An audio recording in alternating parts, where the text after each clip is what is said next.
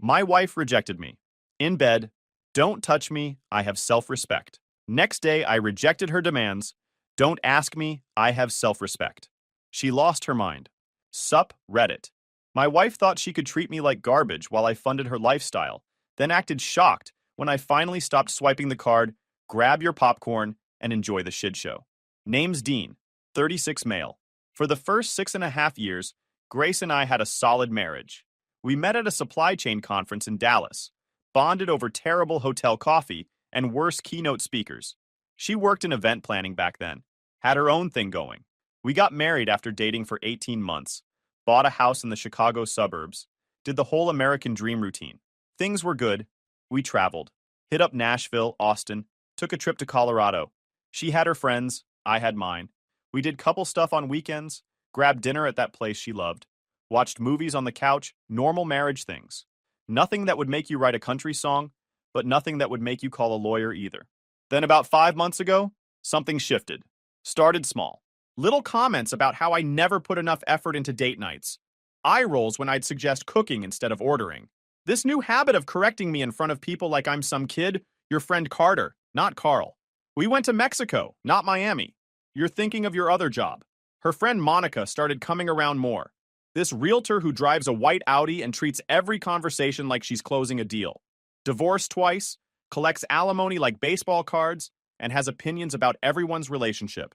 Suddenly Grace is talking about how I don't appreciate her enough, how marriage should be a partnership with equal effort, how she deserves better treatment.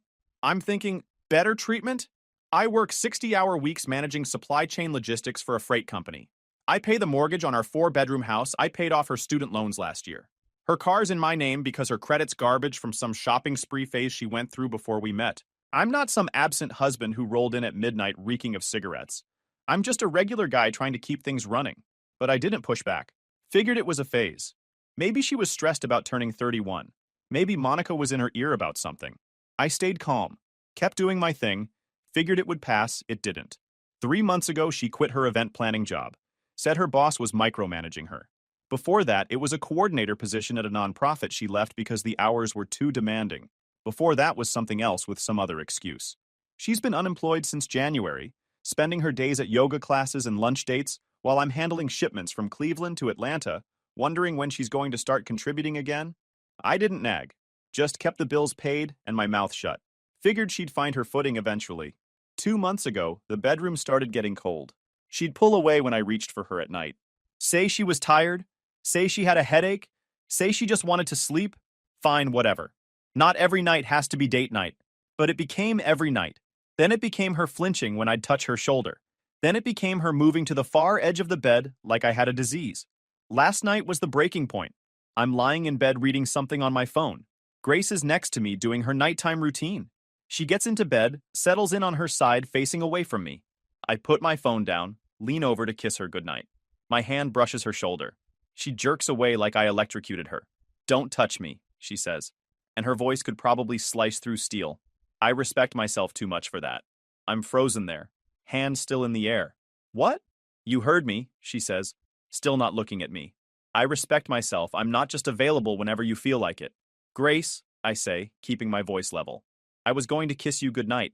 That's it. She finally turns around, and there's this look on her face, completely shut down, like she's been waiting for this moment to make some grand statement. I don't care what you were going to do. My body, my choice. And I choose not to be touched by someone who doesn't appreciate me. Someone who doesn't appreciate you? I say, and I can hear the edge creeping into my voice now. What exactly am I not appreciating? She sits up now, getting that holier-than-thou attitude she's been carrying lately. That's exactly the problem, Dean. You think money equals love. You don't see me. You don't value me as a person. I laugh. It just comes out because this is so ridiculous. It's almost performance art. I don't value you? You haven't worked in 5 months, Grace. You spend your days at brunch with Monica, talking about how hard marriage is while I'm in traffic for 2 hours dealing with actual problems. Her face goes red. Get out. What? Get out of this bed. Sleep somewhere else. I don't want you near me. I stare at her for a long moment, looking for some sign this is a joke, some weird test, something other than my wife of 7 years telling me to get out of my own bed. Fine, I say, grabbing my pillow. Good luck paying the bills with your self-respect.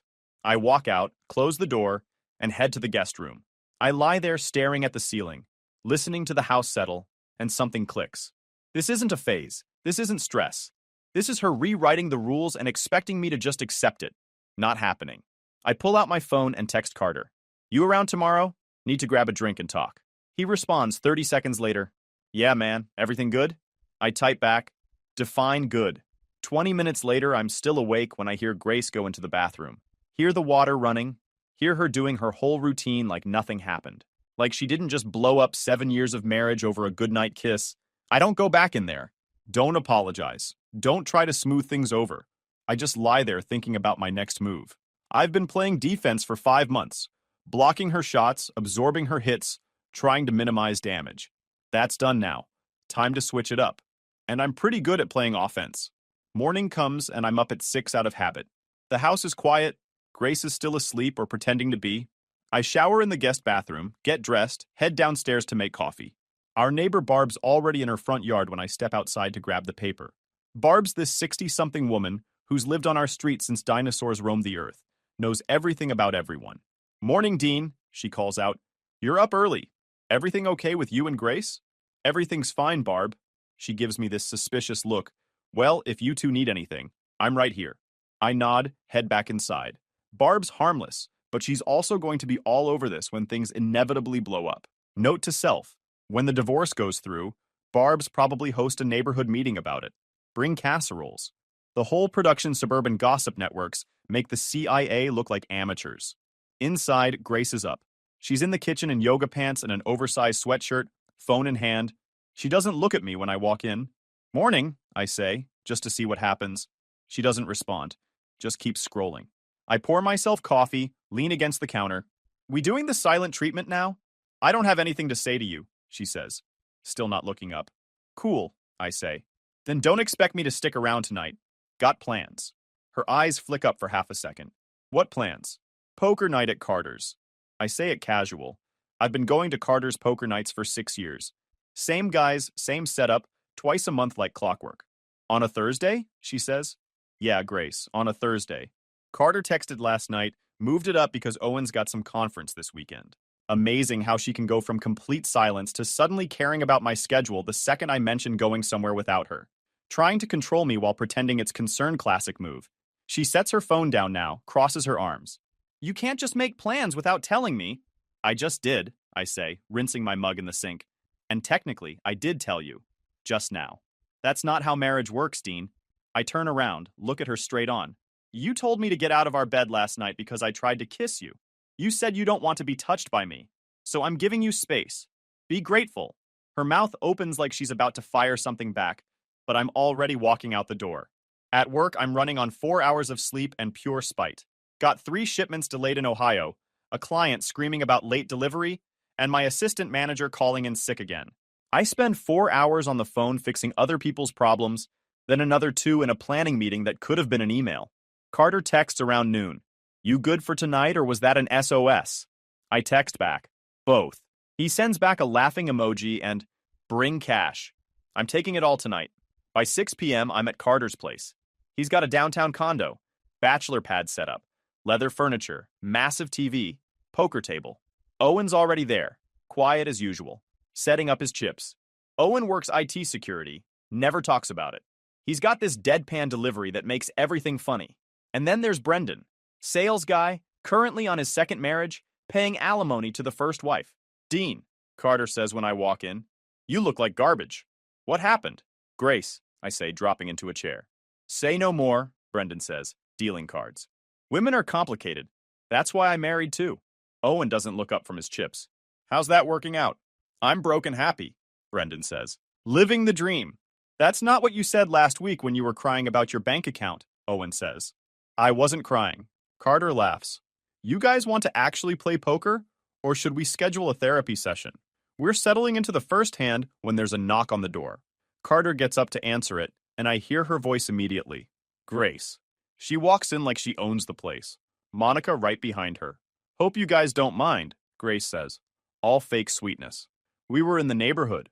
Carter looks at me. I shake my head slightly. Carter's too polite to kick them out, even though this is clearly some ambush Grace planned. Sure, he says. Pull up a chair. They settle in on the couch behind the poker table. Monica immediately starts asking about the condo, how much Carter pays, whether he owns or rents. We're halfway through a hand when Grace starts. Dean, she says, loud enough for everyone to hear, you're probably going to lose all your money tonight. Again. The table goes quiet. Brendan looks at me. Owen stares at his cards. Carter deals the next one slower than necessary. I look at her, calm. If I lose, it's my money. You're not exactly bringing in income right now. Her smile twitches. Oh, come on, don't be sensitive. It's just a joke. Yeah, I say, tossing a chip into the pot. Hilarious. Monica laughs this fake laugh. Grace is just keeping you humble, Dean. All men need that I ignore her. Focus on my cards. But Grace is not done. 20 minutes later, she tries again. We're in the middle of a big hand, almost 300 in the pot, when she leans forward. Dean, maybe you should fold. Strategy's clearly not your strong suit. Owen looks up from his cards. Actually, his win rate's higher than everyone here except Carter. Grace blinks. What? We keep stats, Owen says, completely deadpan. Dean's up 4,000 over the last 2 years. Brendan points at Owen with his drink. Why you gotta bring that up right now? Making me look bad. Owen shrugs. It's just data. Well, money isn't everything, Monica says, trying to save face for Grace. It is in poker, Owen replies, not even looking up. The whole table's watching now, waiting to see what I do. Carter's got this little smirk like he's enjoying the show.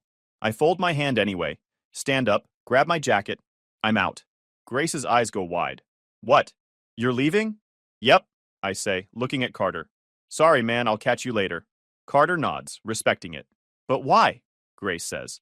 And I can hear the panic creeping in now. I look at her, then at the table, then back at her. Because I don't play where I'm not respected, I walk out. Door clicks shut behind me. Clean exit, done. My phone starts blowing up before I hit the elevator. Grace calling? I decline. Monica texting? I delete it. By the time I'm in my car, I've got 4 missed calls. I text Carter, my bad for the scene. He texts back immediately. Don't apologize. That was the most interesting hand we've played all year. I drive home the long way. Grace showed up to humiliate me in front of my friends. When it didn't work, when I just left, she panicked. She wants control. Wants me to chase her, beg her, prove myself. Yeah, no. I didn't sign up for that game show. I get home around 10. Grace's car is already in the driveway. I walk in and she's in the living room, arms crossed, ready for round 2. Really, Dean? She says, you just embarrassed me like that? I embarrassed you, I say, heading for the stairs. You showed up uninvited to my poker night just to take shots at me. That's on you. I was trying to spend time with you, she says, voice rising. No, I say, stopping on the 3rd step. You were trying to prove something to Monica. Maybe prove something to yourself. I'm sleeping in the guest room again. Figure out what you want from this marriage, because I'm done guessing you can't just... She starts. But I'm already upstairs, door closed, done with the conversation. I lie there thinking about next steps. This isn't fixable. This is broken at the foundation. Tomorrow I'm calling a lawyer. The next morning Grace is gone before I wake up. No note, no text, just an empty house. Fine by me. I make breakfast, actually enjoy the silence. Head to work without any drama.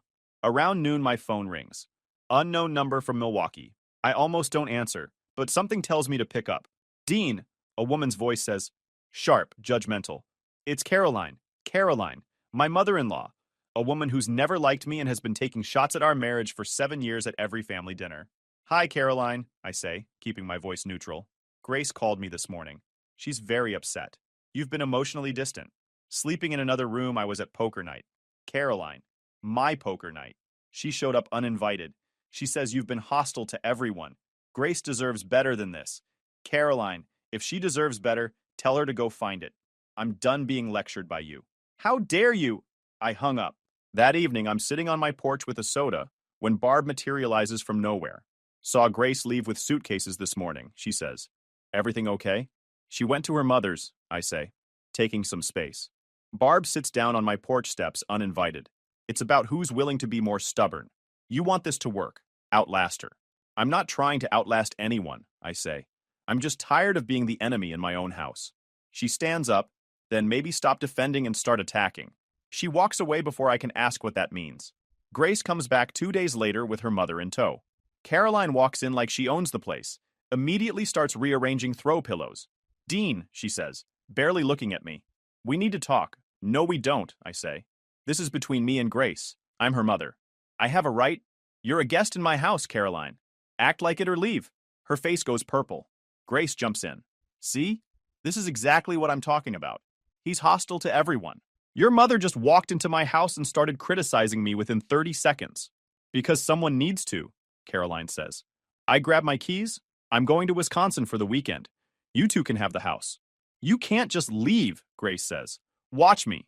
Wisconsin's a 3-hour drive and I make it in 2.5. The cabin's exactly as I left it last month. Small, rustic, quiet. I spend the weekend fishing, reading, not thinking about Grace or Caroline or any of it. When I get back Sunday night, Grace is calmed down. Caroline's gone. We exist in the same house for another week without talking much. Then Wednesday morning, she corners me in the kitchen before work. What's this? I ask. Marriage counseling, she says. I found someone. We have an appointment Friday. I'm not going, I say. Dean, we need help. No, Grace. You need to decide what you want from this marriage.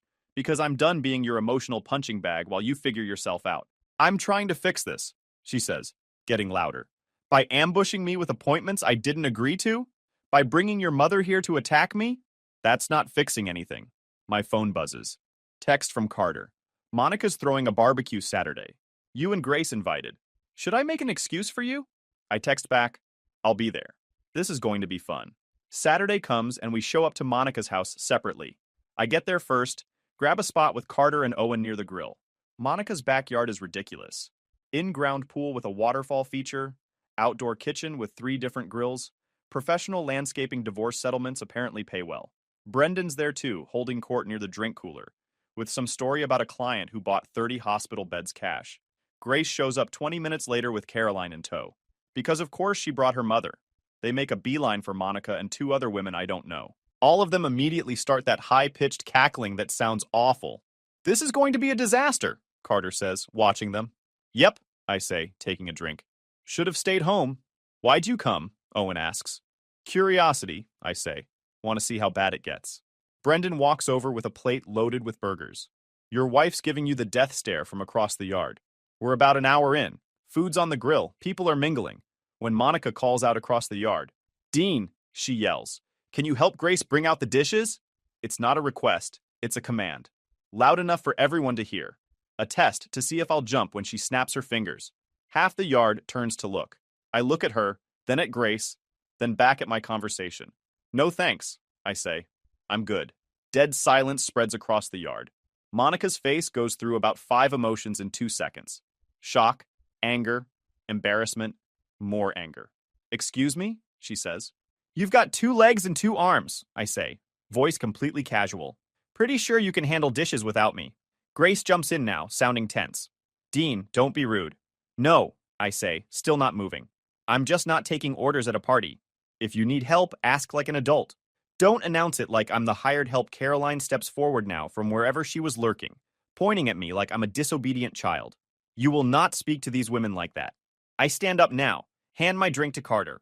Actually, Caroline, I'll speak however I want. This isn't your house. You're not my mother. And I'm done pretending you have any authority over me. The yard's completely quiet now. Even the kids stopped running around. A guy with grill tongs stands there frozen in midair. Eli's trying to disappear into his lawn chair. Grace's face is red. You're embarrassing me. No, I say, walking toward my car. You're embarrassing yourself. I'm just refusing to participate. Have a great party. I leave.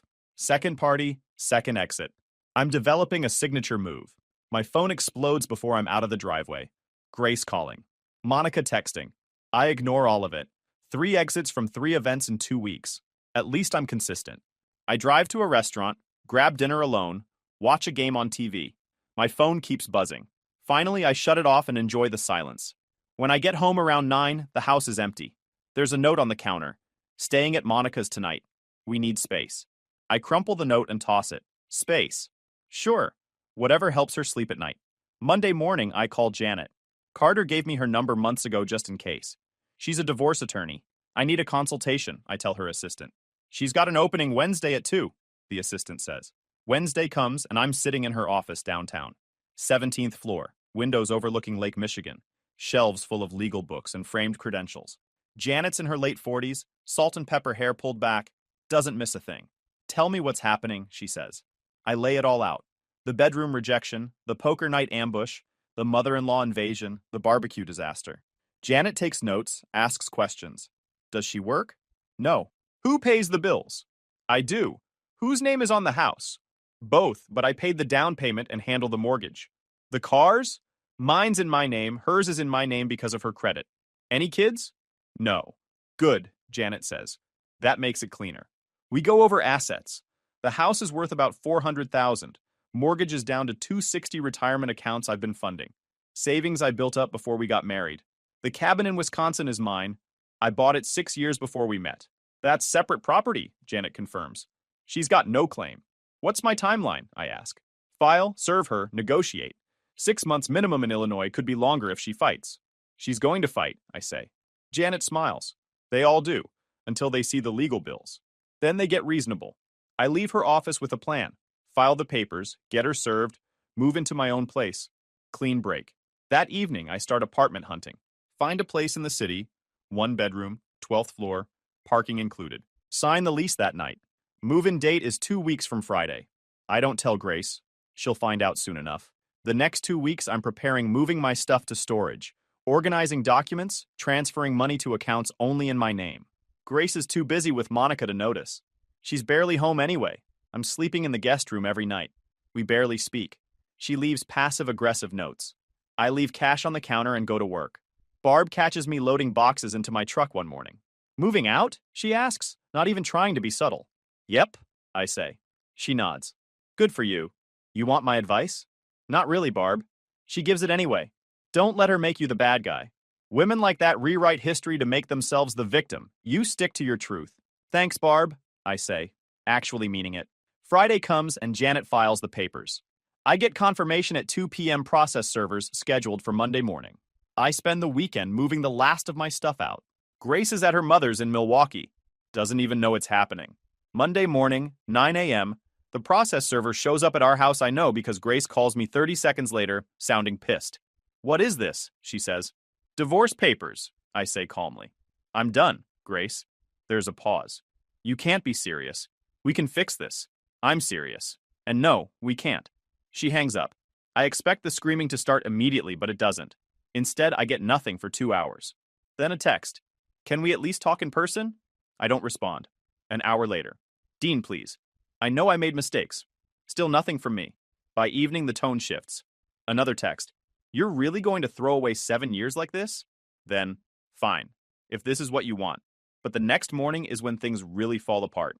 She calls at 7 a.m., and this time she's crying. Real or fake, I can't tell anymore. Dean, please, we can fix this. We can go to counseling. I'll change. I'll do whatever you want. You had 5 months to change, I say. You chose not to. Now deal with the consequences. The tears stop instantly. I'm going to fight this, she says, and her voice gets hard. You'll regret walking away from me. Fight all you want. My lawyer's ready. I hung up. She calls back immediately. I decline and turn my phone off. That evening, I'm at my new apartment, unpacking boxes, when someone starts pounding on my door. I look through the peephole and it's Grace. Her face is red, makeup smeared, hair a mess. I don't open the door. Dean, she yells through the door. Open up. We need to talk. No, we don't, I say from the other side. Please, she says, and now she's crying again. I was confused. Monica was in my head. I'll fire her as a friend. I'll do anything. Interesting how we're at the bargaining stage already. Usually takes longer. She must be more desperate than I thought. Grace, go home, I say. This is your fault, she screams, flipping instantly.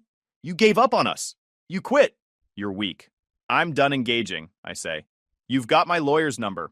Talk to her. I'll take everything, she yells. The house, the money, your retirement. You'll have nothing. You can try, I say. She pounds on the door for another 5 minutes. Yells threats, cries, begs, yells more threats. Finally, building security shows up and escorts her out. They call me after. Sir, is everything okay? Do you need to file a report? No, I say. Just a domestic situation. It's handled. Over the next week, she tries everything. Day 1, she tries apologetic. Long texts about how she's been reflecting. How she sees where she went wrong. How she wants to rebuild trust. I don't respond. Day 2, she tries bargaining. Shows up at my work with coffee, asking if we can just talk for 5 minutes. Security escorts her out. She waits in the parking lot for an hour before giving up. Day 3, she sends Monica. She corners me at a coffee shop near my office, starts her pitch about how Grace is just scared and confused. I walk out mid-sentence. Day 4. The anger breaks through texts shift from apologetic to accusatory. You gave up on us. You quit. You're weak. This is all your fault. Day 5, she tries using mutual friends. People I barely know start texting me about giving Grace another chance, about how marriage takes work. I block them all, and it goes on. Each day she was getting more unhinged. Day 7. Carter texts, Grace is telling people you abandoned her for no reason. Just FYI. I text back, let her talk. The truth comes out eventually. Janet calls me Friday afternoon. She's making noise about wanting the house, spousal support, and half your retirement accounts. I told her to get comfortable being disappointed.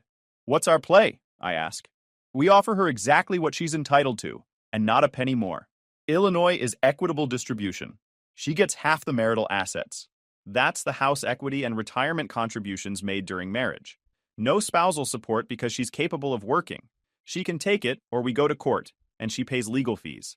Sounds good to me, I say. By week 3, Grace is getting desperate. She starts posting on social media about betrayal and broken trust. Vague posts that are clearly about me. Monica shares them all with commentary about how men are trash. I don't respond. Don't engage. Just let her shout into the void. Then week 4 happens. I'm at the cabin for the weekend. Invited Carter and Owen up for fishing and grilling. Brendan was supposed to come but bailed last minute. Something about his second wife having a meltdown. Classic Brendan problems. We're out on the dock Saturday afternoon, completely relaxed. Owen's actually caught 2 bass, which he won't stop mentioning. Carter's caught nothing but keeps insisting his technique is superior. I'm just enjoying the quiet. This is the life, Owen says, reeling in his 3rd fish of the day. Then we hear a car coming up the drive. We all look at each other. Nobody should be here. The cabin's 40 minutes from the nearest town, down a dirt road that doesn't show up on GPS. The car door slams. We hear heels on gravel. Not good. Then we hear her voice. Grace comes around the side of the cabin and she's a mess. She was wearing a cocktail dress and stiletto heels like she just came from a restaurant. Swaying on those heels, eyes unfocused. Dean, she yells, spotting me on the dock. We need to talk. Right now. Owen looks at me, eyebrows raised. Want us to leave? I shake my head. Nah, stay. This should be entertaining. Grace stumbles toward the dock, almost trips twice. Carter mutters something about liability insurance, and I hold my laugh. You can't just ignore me, she says, getting closer, pointing at me. I'm your wife. You're my soon-to-be ex-wife, I say, not moving from my chair. And you're trespassing. This is my property. She stops at the edge of the dock, wobbling in her heels. The dock's only 5 feet wide and she's taking up most of it. I came all the way here to make you listen to me. I'm not interested, I say. Go home. You ruined my life, she says. You gave up on us. You're a quitter. No, I just stopped playing a rigged game where the rules changed every time I started winning. Carter snorts into his drink. Owen's biting his lip. Who the heck are you? Grace says, squinting at them. Are these your new friends? Did you replace me already? These are the same friends I've had for 6 years, I say. You're just too self-absorbed to remember. Hey, Owen says, completely deadpan. That toast took me 3 hours to write. Carter starts laughing. I'm self-absorbed? She yells, getting louder. I gave you 7 years of my life, and I paid for all 7 of them, I say. What exactly did you give me besides attitude and ultimatums?